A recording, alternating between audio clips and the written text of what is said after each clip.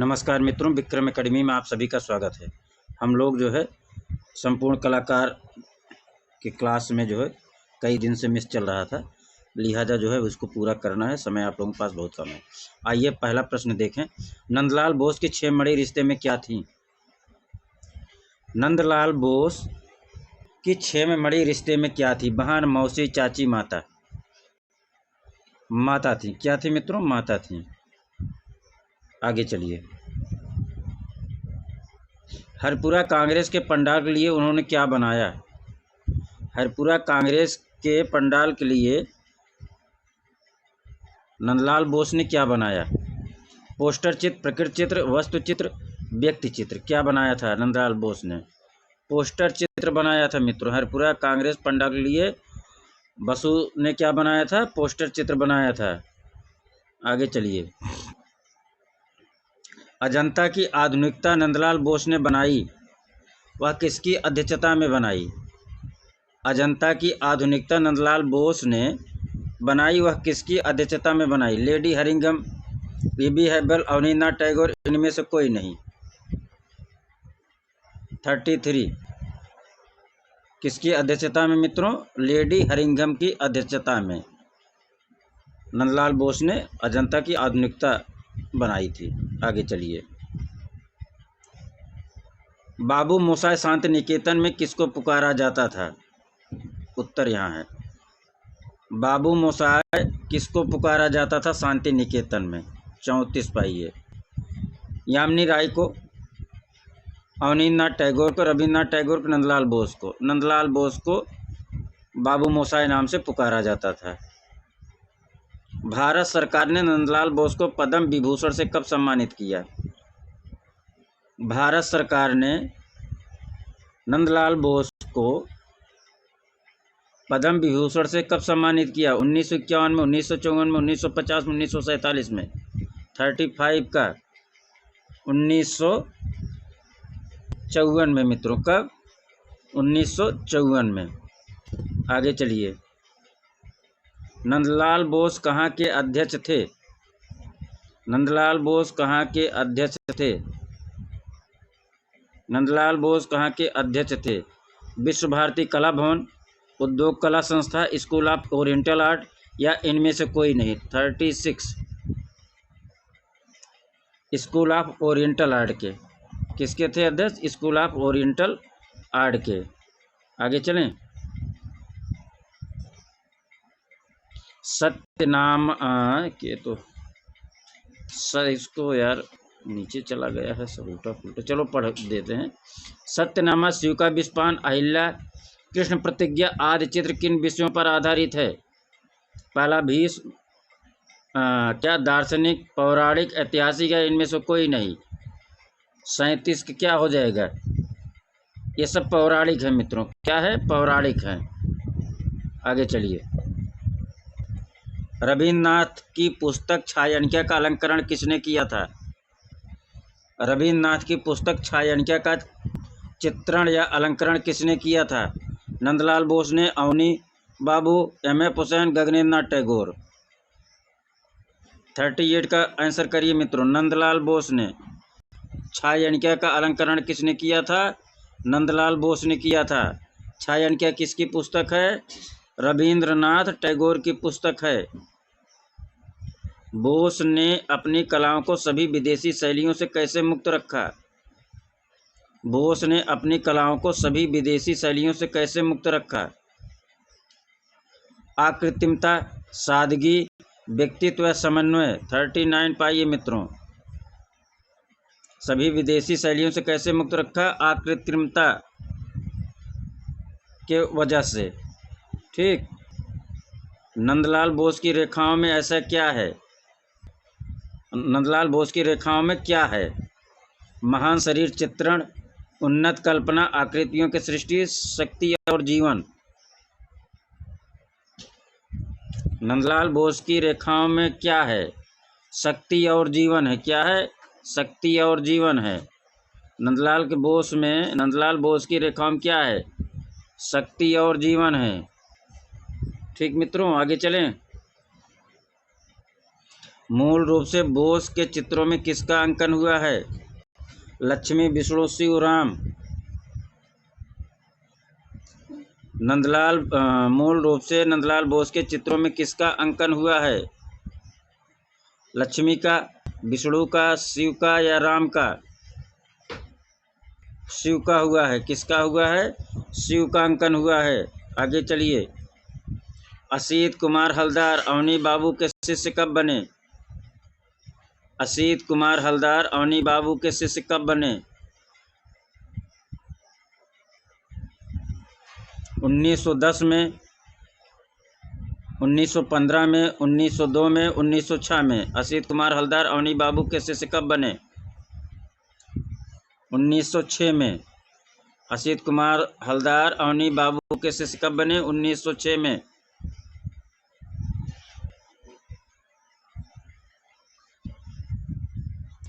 असित कुमार हलदार का जन्म कब हुआ? असित कुमार हलदार का जन्म कब हुआ? 1890 में, 1900 में, 1892 या इनमें से कोई नहीं? 43। असित कुमार हलदार का जन्म मित्रों 1890 में हुआ था। कब? 1890। हलदार ने बाघ की गुफा चित्रों की प्रतिलिपियां कब तैयार की? हलदार ने बाघ की गुफा चित्रों की प्रतिलिपियां कब तैयार की? 1920 में, 1921 में, 1925 में, इनमें से कोई नहीं? 44। हलदार ने बाघ की गुफा चित्रों की प्रतिलिपियां कब तैयार की? असित कुमार हलदार ने बाघ गुफा चित्रों की प्रतिलिपियां कब तैयार की? बाघ गुफा चित्रों की प्रतिलिपियां कब तैयार की? 44 का आंसर करिए सभी लोग। 1921 में। कब? 1921 में। आगे चलिए। 45। हलदार की मधुरता का महान स्मारक कौन से चित्र हैं? असित कुमार हलदार की मधुरता का महान स्मारक कौन सा चित्र है? The flame of music, Saraswati, Krishnaraj dance या महाकाली? 45 का आंसर करिए मित्रों। The flame of music. क्या हो जाएगा? The flame of music. ठीक मित्रों, आगे चलें। 46। हलदार की आरंभिक रचनाएं किस शैली में अंकित हैं? हलदार की आरंभिक रचनाएं किस शैली में अंकित हैं? पटना शैली में, लाख चित्रण में, भित्त चित्रण में, या इनमें से कोई नहीं?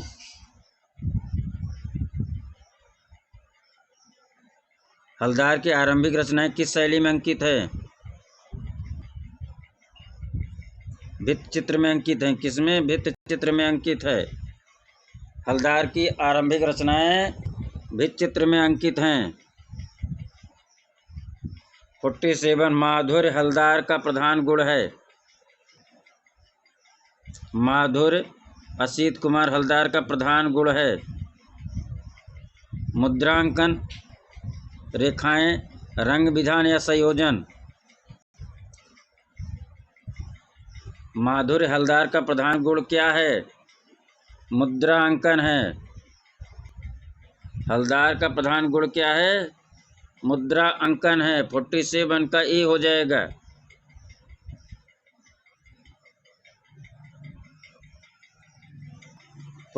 पाइए मित्रों।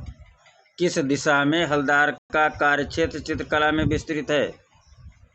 किस दिशा में हलदार का कार्यक्षेत्र चित्रकला में विस्तृत है? मेघदूत, महाभारत, ये ऊपर वाला क्या होता? अच्छा सही है। मेघदूत, महाभारत, ऋतुसंहार या उमर खयाम? किस दिशा में हलदार का कार्यक्षेत्र चित्रकला में विस्तृत है? किस दिशा में हलदार का कार्यक्षेत्र चित्रकला में विस्तृत है? मेघदूत, महाभारत या ऋतुसंहार या उमर खयाम? ऋतुसंहार हो जाएगा। किसमें मित्रों? ऋतुसंहार। आगे चलिए। महाराजा स्कूल ऑफ आर्ट जयपुर में किस सन में प्रधानाचार्य बने? महाराजा स्कूल ऑफ आर्ट जयपुर में किस सन में प्रधानाचार्य बने? 1925 में, 1924 में, 1920 में? 49 का क्या हो जाएगा? 1924 में।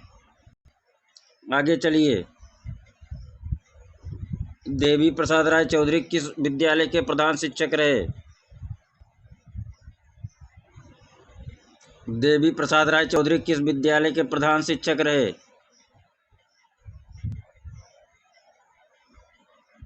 मद्रास राजकीय कला विद्यालय, Calcutta school of art, Shanti Niketan या इनमें से कोई नहीं? देवी प्रसाद राय चौधरी किस विद्यालय के प्रधान शिक्षक रहे? मद्रास राजकीय कला विद्यालय, Calcutta school of art, Shanti Niketan या इनमें से कोई नहीं? मद्रास राजकीय कला विद्यालय के प्रधान शिक्षक थे देवी प्रसाद राय चौधरी। मद्रास राजकीय कला विद्यालय के प्रधान शिक्षक थे देवी प्रसाद राय चौधरी। डीपी राय चौधरी को प्रसिद्धि किस क्षेत्र में मिली? डीपी राय चौधरी को प्रसिद्धि किस क्षेत्र में मिली? चित्रकला में, स्थापत्य में, मूर्तिकला में, साहित्यिक में? मूर्तिकला में। डीपी राय चौधरी को प्रसिद्धि किस में मिली? मूर्ति कला क्षेत्र में।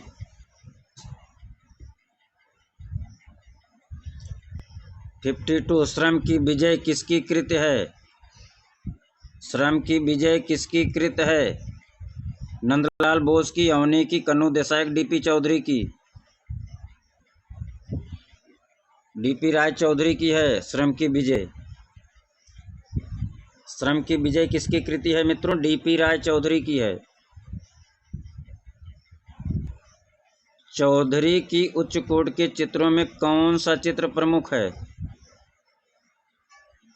डीपी राय चौधरी की उच्च कोटि के चित्रों में कौन सा चित्र प्रमुख है? जीवन संध्या, संध्या ज्योति, मुसाफिर या इनमें से कोई नहीं? चौधरी की उच्च कोटि के चित्रों में कौन सा चित्र प्रमुख है? जीवन संध्या, संध्या ज्योति, मुसाफिर या इनमें से कोई नहीं? 53 मुसाफिर प्रमुख है।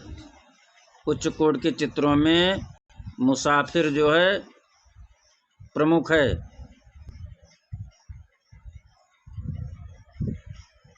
आगे चलिए। चौधरी किसके चित्रण में विशेष कुशल थे? डीपी राय चौधरी किसके चित्रण में विशेष कुशल थे? पुरुष, नारी, प्रकृति या इनमें से कोई नहीं? नारी चित्रण में विशेष कुशलता हासिल थी इनको, डीपी राय चौधरी को। डीपी राय चौधरी को नारी चित्रण में, किसमें? नारी चित्रण में विशेष महारत हासिल था। चौधरी ने अपने चित्रों में किसका समावेश करके चित्रों के लिए यथार्थ का निर्माण किया? चौधरी ने अपने चित्रों में किसका समावेश करके चित्रों के यथार्थ का निर्माण किया? 55 पाइए मित्रों। तो पूरा नहीं आ रहा ना।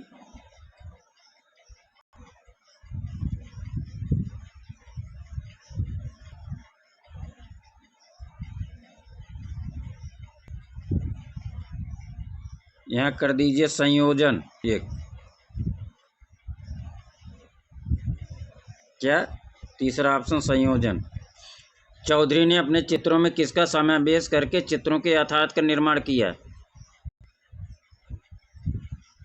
छाया, प्रकाश, गोलाई, संयोजन। क्या हो जाएगा? संयोजन। डीपी राय चौधरी ने अपने चित्रों में किसका समावेश करके चित्रों के यथार्थ का निर्माण किया? छाया, प्रकाश, गोलाई या संयोजन? क्या हो जाएगा? संयोजन हो जाएगा मित्रों। 56 पे चलिए।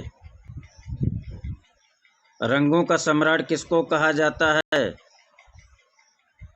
रंगों का सम्राट किसको कहा जाता है? छितिंदान मजूमदार, एम.एफ. हुसैन, अब्दुल रहमान चुगताई या इनमें से कोई नहीं? रंगों का सम्राट किसे कहा जाता है? रंगों का सम्राट किसे कहा जाता है? 56 पाइए। अब्दुल रहमान चुगताई को कहा जाता है। रंगों का सम्राट किसे कहा जाता है? अब्दुल रहमान चुगताई को कहा जाता है। आगे चलिए। 57, अब्दुल रहमान चुगताई किसके शिष्य थे? अब्दुल रहमान चुगताई किसके शिष्य थे?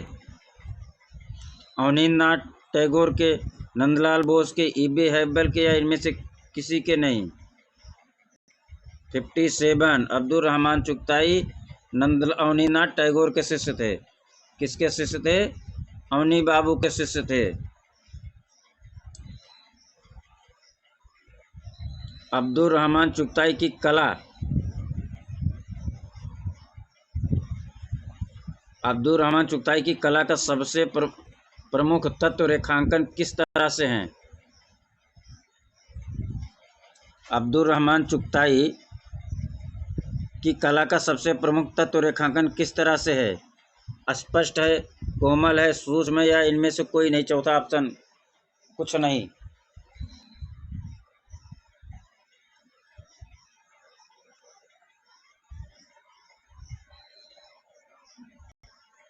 अब्दुल रहमान चुगताई की कला का सबसे प्रमुख तत्व रेखांकन किस तरह से है? स्पष्ट है। किस तरह से? स्पष्ट है मित्रों। अब्दुल रहमान चुगताई की कला का सबसे प्रमुख तत्व रेखांकन किस तरह से है? स्पष्ट रेखांकन है। कैसा है? स्पष्ट रेखांकन है। चुगताई की रचनाएं क्या प्रधान है? चुगताई की रचनाओं में क्या प्रधानता है? यहाँ देखिए उत्तर। चुगताई के क्या प्रधानता है?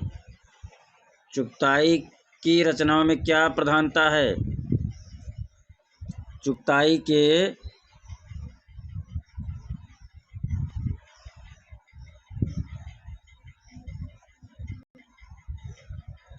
रचना में क्या प्रधानता है? क्या प्रधानता है? प्रधानता बताइए। चुगताई की रचना में क्या प्रधानता है? अलंकारिकता, कलात्मक, भाव प्रधान या इनमें से कोई नहीं?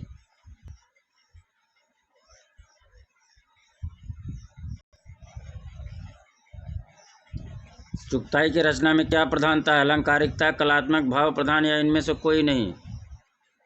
अलंकारिकता है। क्या प्रधान है? अलंकारिकता है चुगताई की रचना में। आगे चलें।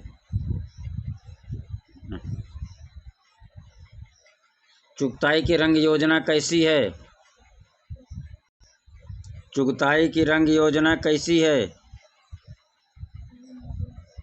चुगताई की रंग योजना कैसी है? अपूर्व, निराली, माधुर या इनमें से कोई नहीं? 60 पाइए। चुगताई की रंग योजना कैसी है?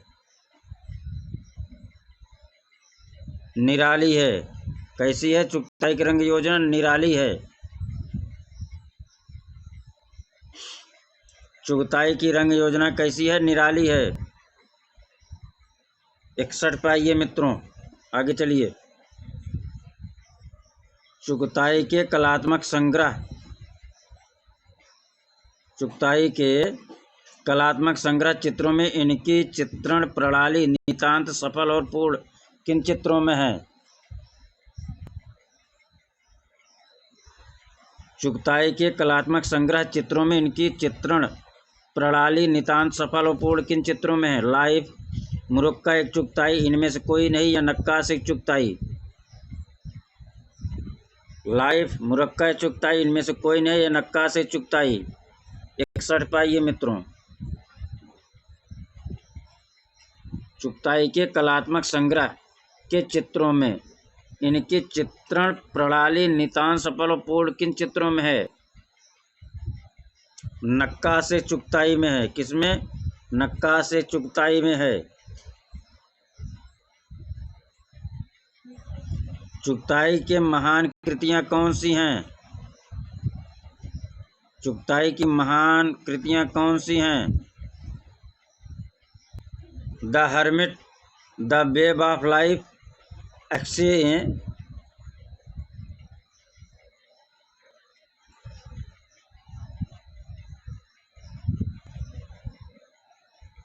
एक्सटी फ्लेम, या इनमें से कोई नहीं। चुगताई की महान कृतियों में कौन सी है? 62 पाइए। द हर्मिट है। चुगताई की महान कृतियों में कौन सी है? द हर्मिट है। चुगताई की महान कृतियों में कौन सी है? द हर्मिट है। राजा रवि वर्मा का जन्म किलमन्नूर में किस सन में हुआ था?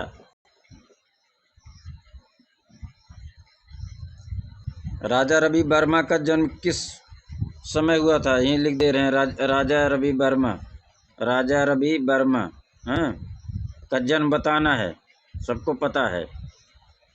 1850, 1848, 1852, 1865। राजा रवि वर्मा का जन्म कब हुआ था? 1848 में हुआ था। कब हुआ था मित्रों? 1848 में। आगे चलें। 64 पाइए। राजा रवि वर्मा को गायकवाड़ स्वर्ण पदक किस सन में मिला? राजा रवि वर्मा को गायकवाड़ स्वर्ण पदक किस सन में मिला? 1880 में, 1890 में, 1859 में, 1872 में।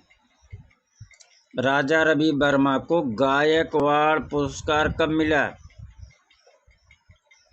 गायकवाड़ स्वर्ण पदक राजा रवि वर्मा को कब मिला? 64 का आंसर करिए मित्रों। सन 1880 में मिला। कब? सन 1880 ईस्वी में। कब मिला मित्रों? सन 1880 ईस्वी में। कैसर-ए-हिंद पुरस्कार से रवि वर्मा को किस सरकार ने पुरस्कृत किया? कैसर-ए-हिंद पुरस्कार से रवि वर्मा को किस सरकार ने पुरस्कृत किया?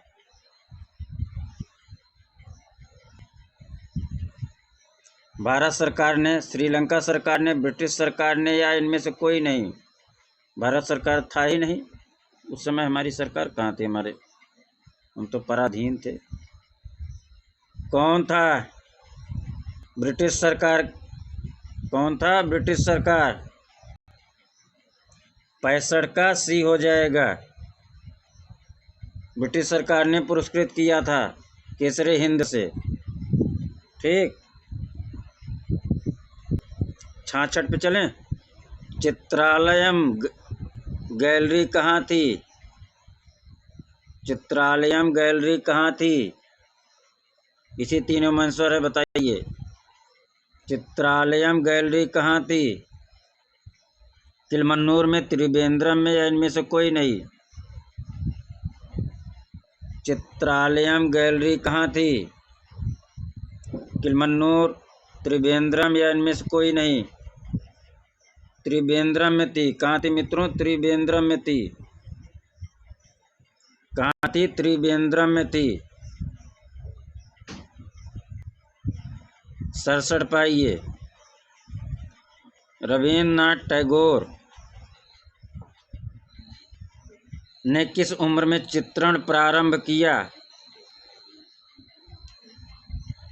रवीन्द्रनाथ टैगोर ने किस उम्र में चित्रण प्रारंभ किया?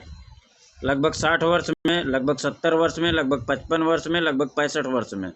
67 पाइए। लगभग 65 वर्ष में।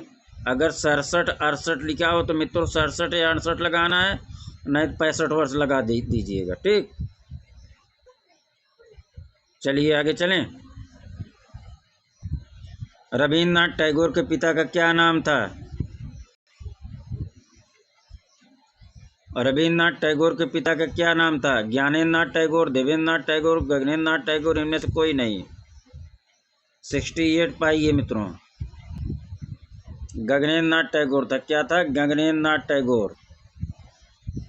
अरे ज्ञानेन्द्र नाथ टैगोर। ठीक। रविन्द्रनाथ टैगोर ने कितने चित्र बनाए? रविन्द्रनाथ टैगोर ने कितने चित्र बनाए? 3000, 2000, 1500, 2500। रविन्द्रनाथ टैगोर ने कितने चित्र बनाए? लगभग 2500 बनाए थे मित्रों। कितना? लगभग 2500।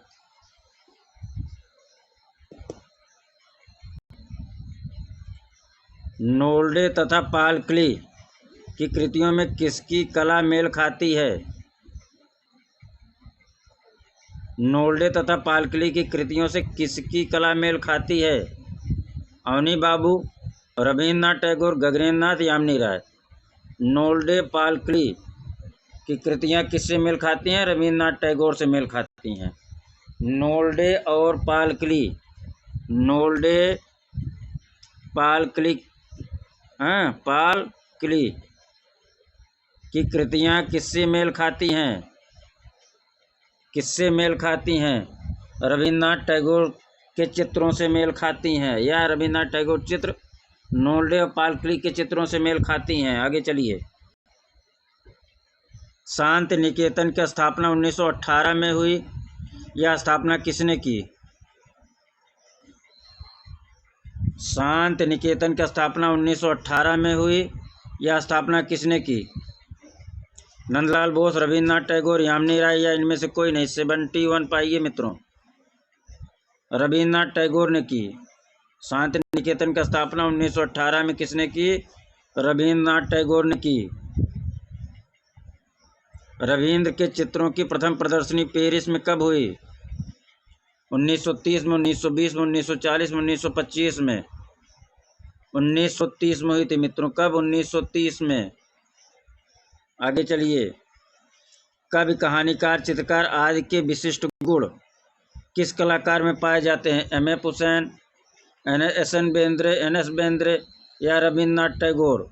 तो रविन्द्रनाथ टैगोर में पाए जाते हैं। 73 का डी हो जाएगा। आगे चलिए। 80 तक पढ़ाएंगे मित्रों। रविन्द्रनाथ की पुस्तक गीतांजलि को नोबेल पुरस्कार कब मिला? 1915, 1913, 1911, 1917। रविन्द्रनाथ की पुस्तक गीतांजलि को नोबेल पुरस्कार कब मिला? 74 पाइए। कब? 74। 1913 में। कब मिला? 1913 में। गीतांजलि पर नोबेल पुरस्कार कब मिला? 1913 में। बांकुड़ा में किस कलाकार का जन्म हुआ? बांकुड़ा में किस कलाकार का जन्म हुआ? रविन्द्रनाथ का, अमृता शेर गिल का, यामिनी राय का, या इनमें से कोई नहीं। बांकुड़ा में किस कलाकार का जन्म हुआ? 75। यामिनी राय का जन्म हुआ था। किसका जन्म हुआ था? यामिनी राय का। आगे चलिए। 76। यामिनी राय का जन्म कब हुआ? यामिनी राय का जन्म कब हुआ? 76। इसी तीनों में आंसर है मित्रों। 1887 में, 1880 में, या 1897 में। यामिनी राय का जन्म 1887 ईस्वी में होता है। कब होता है? 1887 ईस्वी में।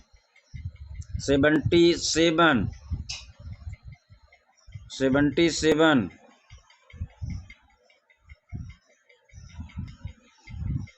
1929 से 1936 तक लाहौर के मेयो स्कूल ऑफ आर्ट में यामिनी राय ने किस पद पर कार्य किया?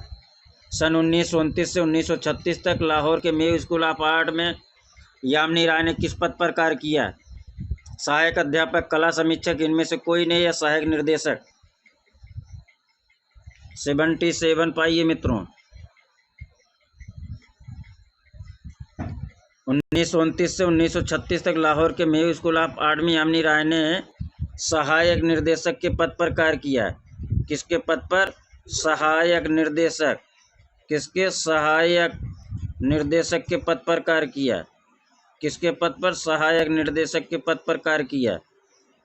आगे चलें। 78। दिल्ली में यामिनी राय ने किस समूह का सूत्रपात किया? प्रगतिशील कलाकार, कलकत्ता ग्रुप, शिल्पी चक्र, या इनमें से कोई नहीं। दिल्ली में यामिनी राय ने किस समूह का सूत्रपात किया? प्रगतिशील कलाकार दल, कलकत्ता ग्रुप, शिल्पी चक्र या इनमें से कोई नहीं। 78 का बताइए, शिल्पी चक्र का किसका गठन किया था? शिल्पी चक्र का, दिल्ली शिल्पी चक्र। आगे चलिए 79, पद्म विभूषण से यामिनी को कब सम्मानित किया गया? पद्म विभूषण से यामिनी राय को कब सम्मानित किया गया? 1965, 1975, 1955, 1945। पद्म विभूषण से यामिनी राय को कब सम्मानित किया गया? 79 पाइए मित्रों। 1955 में। कब? 1955 में। कब? 1955 में। कब? 1955 में। अगला प्रश्न, यामिनी राय ने रेखांकन की प्रमुख विशेषता क्या थी? यामिनी राय रेखांकन की प्रमुख विशेषता क्या थी? अब इतना तो आप लोगों को पता है, बिना विकल्प देखे ही बताइए। यामिनी राय के रेखांकन की प्रमुख विशेषता क्या थी? जटिलता, चलिए दिखा रहे हैं, कोमलता, सरल या कठोरता? इसका आंसर आप लोग कमेंट बॉक्स में दीजिए सब लोग। और रुकिए, आप लोगों से और 2-4 प्रश्न है, देखिए किसको याद है।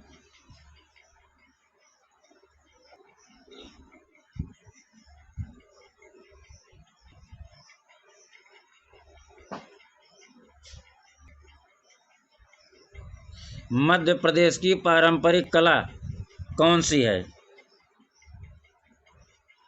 मध्य प्रदेश की पारंपरिक कला कौन सी है? बताना है आप लोगों को।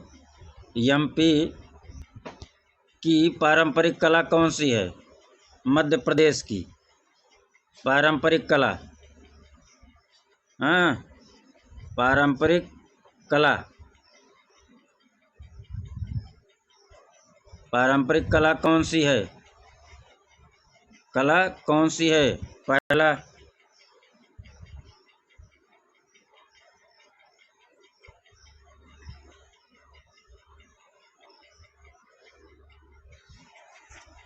बताइए। दूसरा, कोटा शैली के चित्रकार का नाम बताइए। कोटा शैली के चित्रकार का नाम बताइए। कोटा शैली के चित्रकार कौन कौन हैं? कोटा शैली के चित्रकार। हाँ, तैयारी ऐसे होनी चाहिए ना।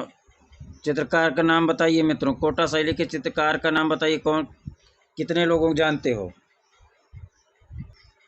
इसको नोट किए। फिर अगला प्रश्न, अली रजा हसन रजा किस शैली के चित्रकार हैं? अली रजा हसन रजा किस शैली के चित्रकार हैं? अली रजा हसन रजा किस शैली के चित्रकार हैं? हसन रजा किस शैली के चित्रकार हैं? किस शैली के चित्रकार हैं? किस शैली के चित्रकार हैं? अली रजा हसन रजा किस शैली के चित्रकार हैं?